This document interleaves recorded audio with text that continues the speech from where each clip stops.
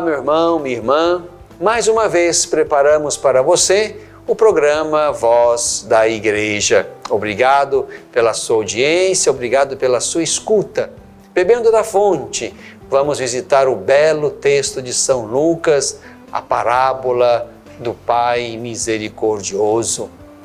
No coração deste tempo, vamos conversar um pouco mais ainda sobre a campanha da fraternidade, fraternidade e políticas públicas. Uma igreja em caminho, temos coisas boas e belas para partilhar. Então fique conosco, o nosso programa Voz da Igreja está começando mais uma vez para você.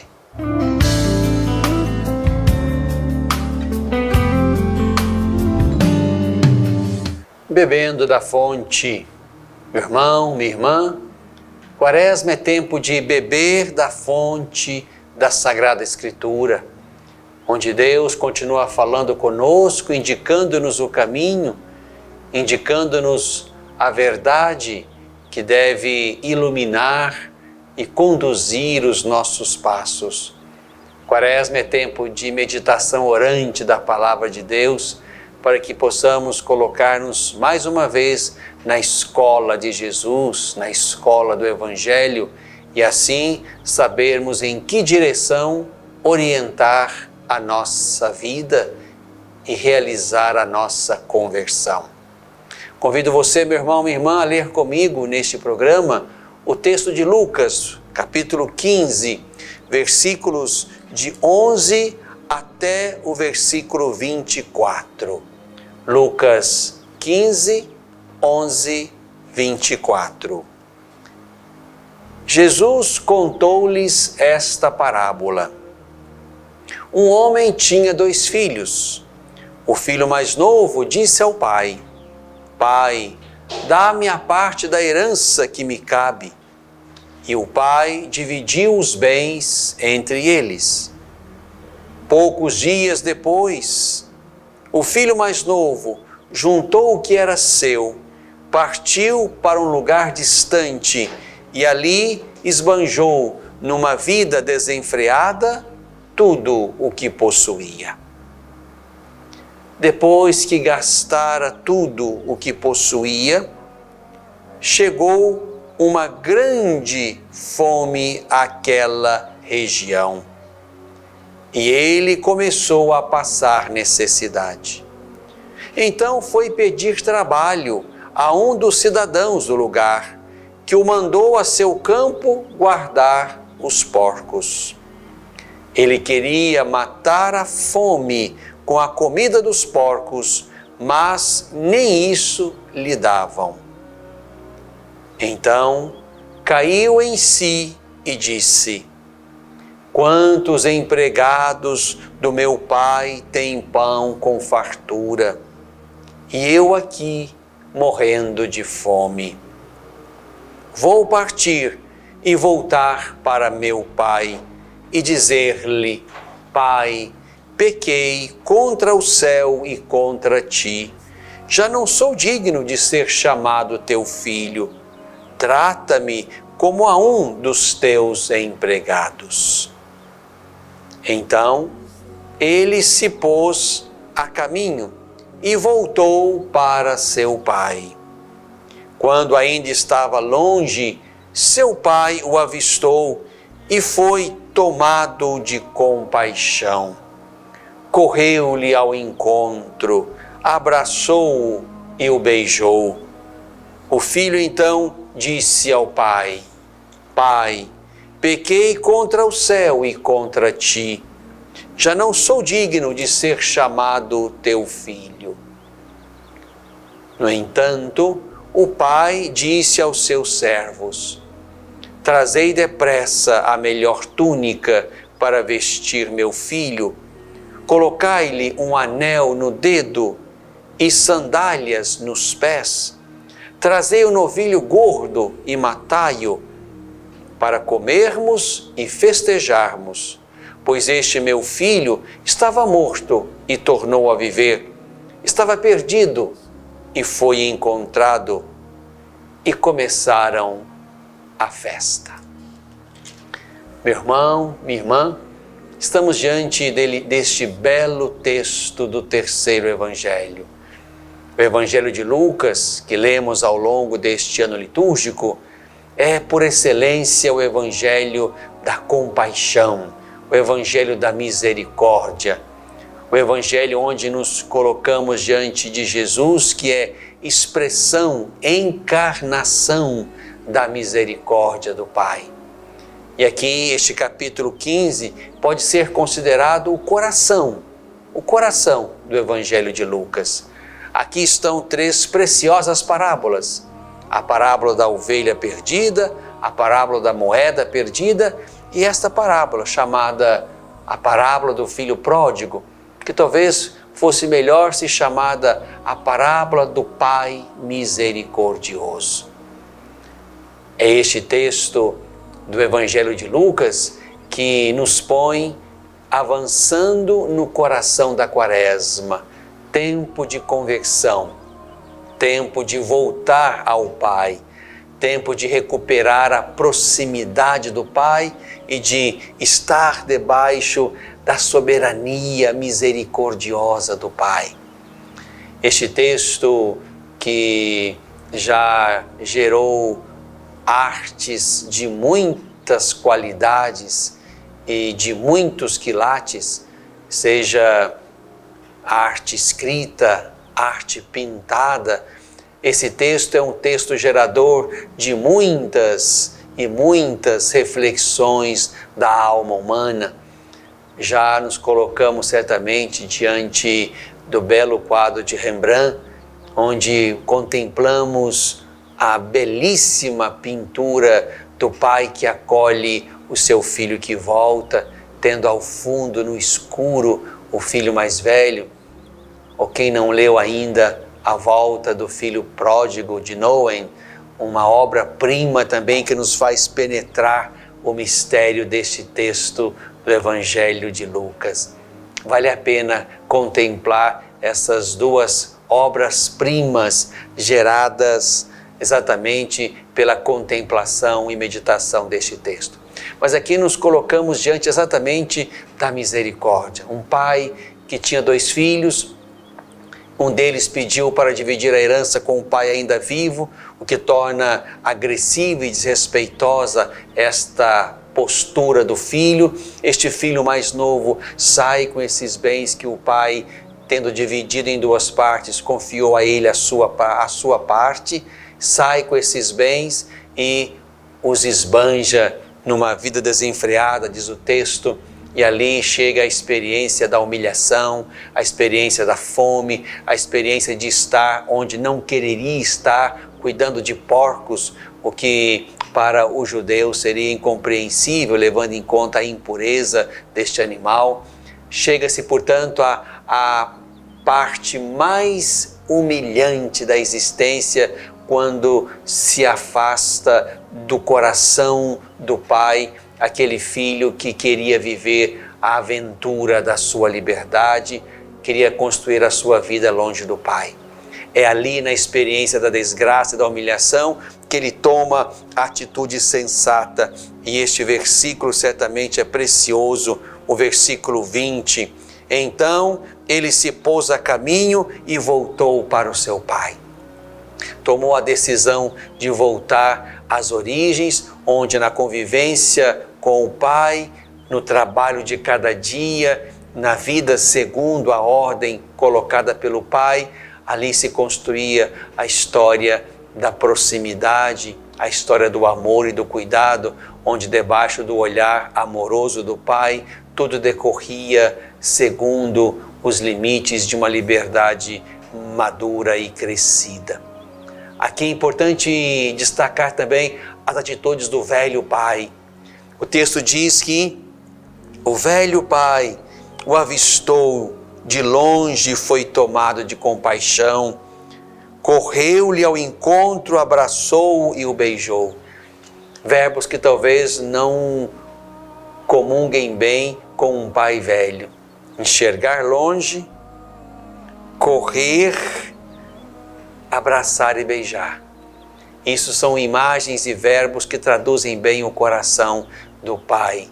do Pai do céu, que se expande, portanto, para além daquilo que podemos compreender da sua capacidade de amor, de misericórdia e de perdão. Avança para além de qualquer medida humana para perdoar a nós, os seus filhos e filhas, que tendo feito a experiência do estar longe dele, optamos por voltar. E voltamos para recuperar a dignidade não só da pertença, mas também a dignidade da filiação. É importante que o texto nem permite que o filho diga: trata-me apenas como um dos teus empregados. Não se chegou a dizer isso. Se constata, sim, o pecado, a indignidade, mas o texto não chega ao ponto de o filho pronunciar diante do pai: trata-me como empregado.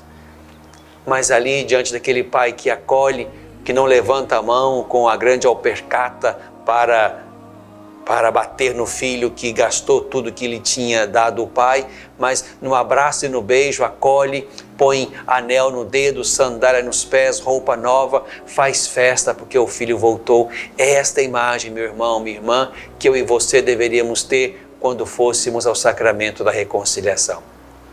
E este é o tempo bom. É o tempo favorável para celebrar o sacramento da reconciliação. Por onde quer que tenhamos andado, independente dos chiqueiros ou das humilhações às quais nos levou a nossa liberdade aventureira, longe do Pai e sem Ele, independente disto, podemos voltar. O Pai fará festa com a nossa volta. Nos quer perto de si porque nos fez para si. Estamos debaixo de um amor ansioso do Pai que nos quer sempre por perto. Quaresma é tempo de conversão.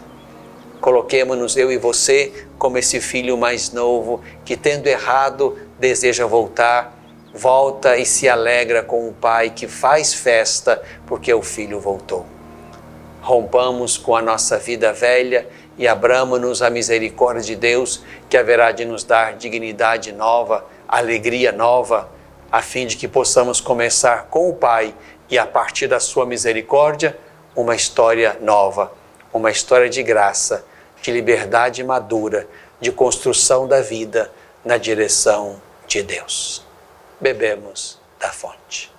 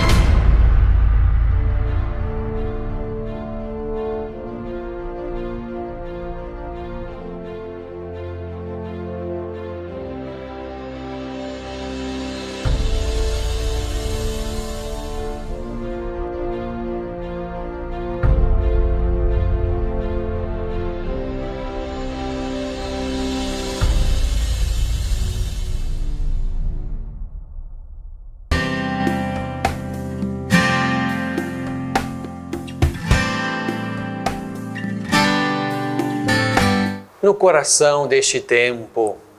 No coração deste tempo, vivemos a Quaresma. Estamos no caminho para a Páscoa. A Quaresma nos vai levar ao grande e belo Tríduo Pascal, onde viveremos com o Senhor o seu mistério de entrega, de paixão, morte e ressurreição. Por isso somos convidados com a Igreja a fazer esse caminho, onde com Jesus vencemos a tentação e os tentadores. Com Jesus nós também subimos ao monte para, na experiência do Pai, permitir-nos transfigurar na graça, a fim de que possamos descer novamente a montanha e assumir nossa missão na planície. Com Jesus nos colocamos diante da experiência inevitável e imprevisível da morte, e por isso mesmo nos colocamos numa conversão sempre mais ativa e fecunda, em vista de estarmos prontos para o nosso encontro com Ele. Com Jesus avançamos e aprendemos o caminho.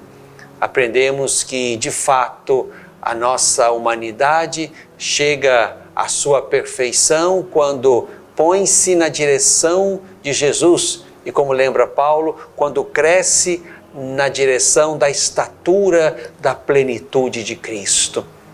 Por isso, meu irmão, minha irmã, no coração da Quaresma somos chamados então ao exercício da conversão, digamos, pessoal, mas também da conversão social. Aqui não se trata apenas de construir o meu projeto pessoal de vida, como se eu não fosse afetado por aquilo que está fora de mim, afetado positiva e negativamente. Por isso se cria fora de nós um ambiente saudável, um ambiente que é capaz de cuidar, de zelar pela nossa dignidade e pela dignidade dos outros. Então certamente teremos mais motivação para avançar, para progredir na conversão interior. E é também verdade que não haverá conversão exterior, não haverá conversão social, não haverá conversão externa, se não houver uma verdadeira e profunda conversão interna. O mundo vai mudar, se mudam os sujeitos que interferem na história e no mundo. O mundo não muda por si mesmo, o mundo muda quando mudam aqueles que fazem a história. Por isso a campanha da fraternidade desse ano nos faz mais uma vez olhar para o mundo e perceber que precisamos progredir na capacidade de construir políticas públicas que atendam às demandas da vida humana em todo o arco da vida.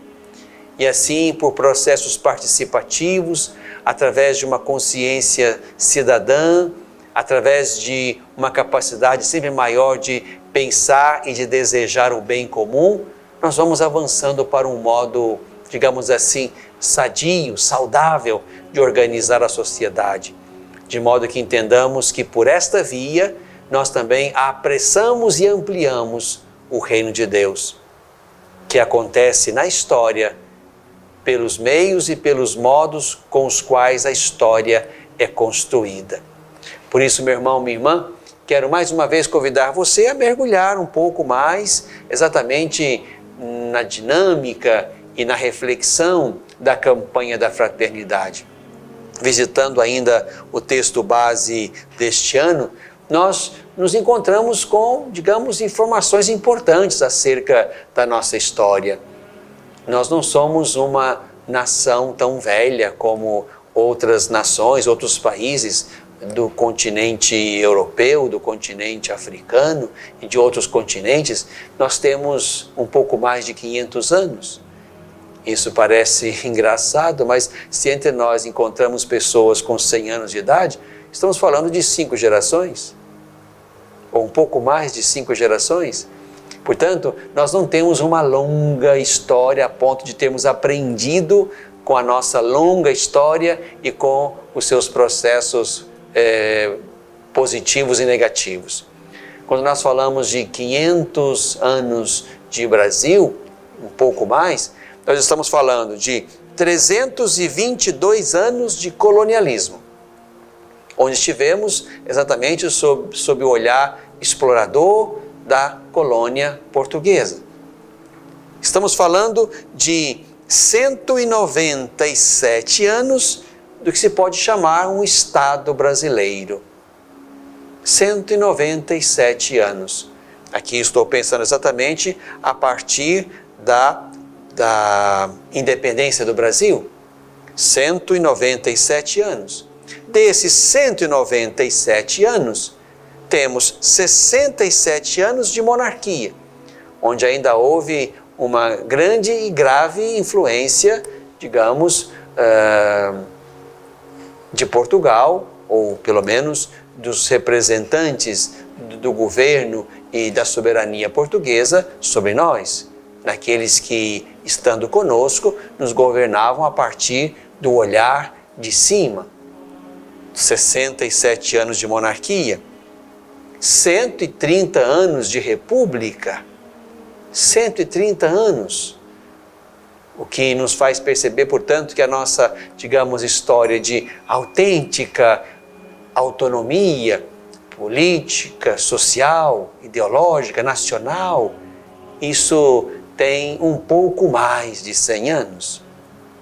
E ainda há, digamos assim, um outro elemento. Se pode falar de um Estado moderno, no que significa isto, sobretudo a partir da Revolução de 30. Então estamos falando de 89 anos de um chamado Estado moderno, com aquilo que a Revolução de 1930 colocou como panorama novo para esse Estado brasileiro. Então percebam que são números pequenos comparados a números de outras nações. Estamos no caminho, estamos aprendendo. E talvez por isso ainda erremos tanto, ainda marquemos passo colado em muitas situações e não conseguimos avançar, ainda marchamos sem avançar, ainda nos cansamos sem avançar muito. Por isso, a campanha da fraternidade, que já há mais de 50 anos, exatamente 55 anos, sinaliza para nós problemáticas sociais, sobretudo nos últimos 41 anos, problemáticas sociais às quais nós temos que estar atentos. Então, meu irmão, minha irmã, a campanha da fraternidade tem sim o seu valor, a sua beleza, a sua importância. Quando nós falamos, portanto, de políticas públicas, de um modo e uma via importante de interferência na sociedade, e fazer isso apenas não como, digamos, cidadãos que somos, mas também pelo imperativo da fé. Aqui estamos falando, portanto, de algo muito importante e precioso na tradição da fé. Quando o texto base e a própria compreensão dessa intervenção social da Igreja nos põe diante, por exemplo, do belo patrimônio da doutrina social da Igreja, nós nos deparamos com reflexões muito sérias, meu irmão, minha irmã. Se você tem um tempinho, tome para si, tome para a sua leitura o Compêndio da Doutrina Social da Igreja. Uma obra belíssima, completa, oportuna, que vai ajudar você certamente a enxergar como é que a Igreja, a partir do seu olhar sobre o Evangelho e sobre a realidade, como é que essa Igreja construiu uma presença, uma interferência, exatamente sendo sal, luz, fermento lá no meio da massa que precisa ser levedada, fermentada, modificada. Antes de qualquer comentário, talvez impróprio, acerca de posturas da Igreja nesta ou naquela matéria, até erroneamente julgando a Igreja para esta ou para aquela postura, como se fosse partidária desta ou daquela ideologia política, seria muito bom, meu irmão, minha irmã, que você visitasse esse belo texto da doutrina social da Igreja, esse compêndio. Vale a pena. Se você é estudioso, se você quer de fato penetrar esse caminho de compreensão da presença da igreja na sociedade, do olhar da igreja sobre a sociedade, vale a pena. É quase um dever de casa imprescindível, sobretudo para aqueles que talvez se arvorem, e com certo direito também, claro, de avaliar e criticar posturas da igreja acerca de matérias sociais. Vale a pena conhecer e aprofundar esse belo patrimônio, do qual beberam inclusive muitos partidos, que às vezes se comportam e falam como se fossem deles aquelas ideias, aquelas teorias, aqueles olhares, e eles já estão presentes há bem mais tempo nesse corpo doutrinal de ensino social da igreja. E se isso talvez parecer bastante novo para você ou para nós, porque é ali no final do século XIX que começam, digamos, os escritos deste grande patrimônio que é a doutrina social, vale a pena visitar os primeiros padres da igreja. Ali vamos encontrar homens de grandeza extraordinária. Leiam textos de São Basílio Magno, de São Gregório de Nissa, de São Gregório de Nazianzeno, de São João Crisóstomo. Textos de clareza e de profetismo extraordinários para aquela primeira hora. Então temos motivo sim, meu irmão, minha irmã, a partir da fé, a partir dos primeiros padres da igreja, a partir da longa tradição do ensino social da igreja, temos motivo sim para interferir em processos de construção de políticas públicas para este tempo, no coração deste tempo.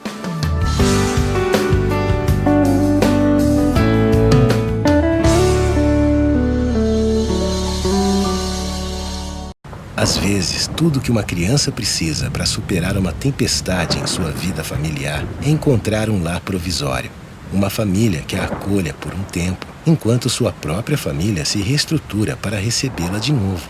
Essa é a proposta do Serviço Família Acolhedora: transformar as dificuldades de hoje em possibilidades de futuro. Serviço Família Acolhedora. A tempestade passa, a vida continua. Participe e faça a diferença.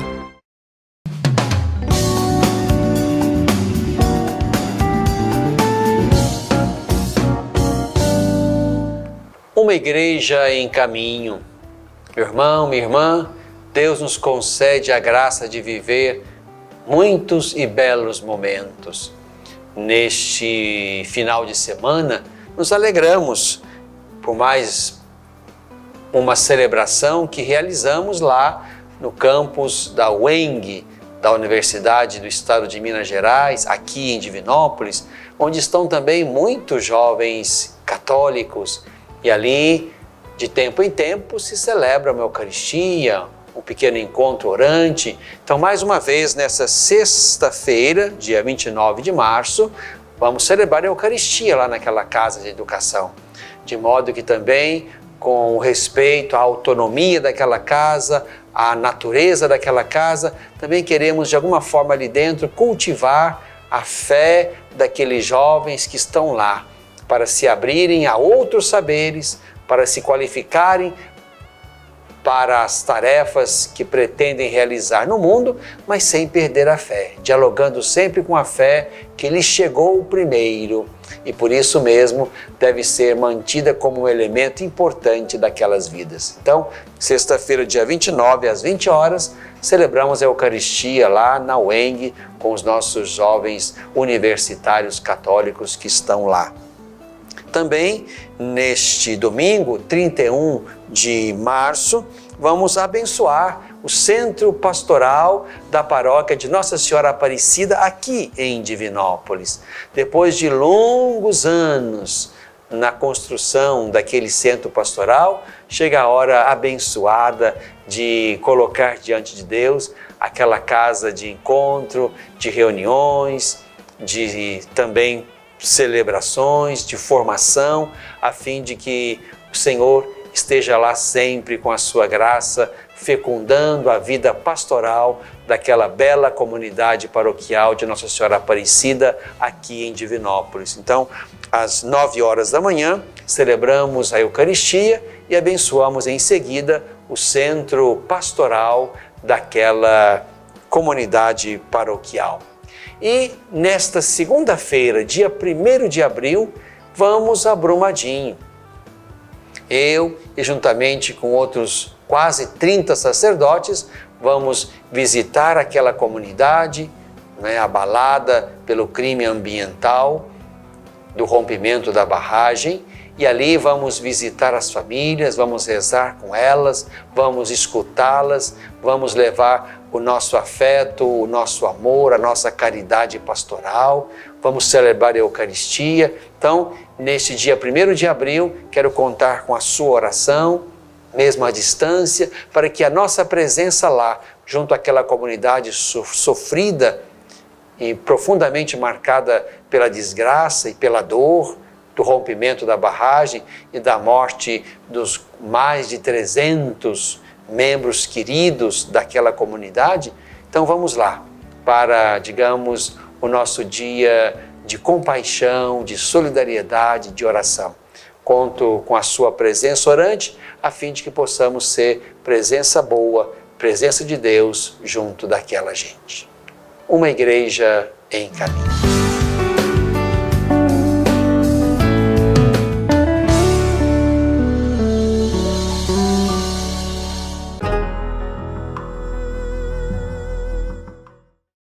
Pornografia infanto-juvenil é crime. Todo aquele que produz, vende, publica, divulga de qualquer forma ou até mesmo armazena vídeos ou fotos pornográficas de crianças e adolescentes pratica crime grave e está sujeito a uma pena de até 8 anos. Se você teve contato com esse tipo de material pelas redes sociais, jamais passe adiante. Não divulgue e nem guarde essas imagens criminosas. Denuncie quem publicou ao promotor de justiça ou à polícia. Defender a criança é responsabilidade de todos nós, todos contra a pedofilia.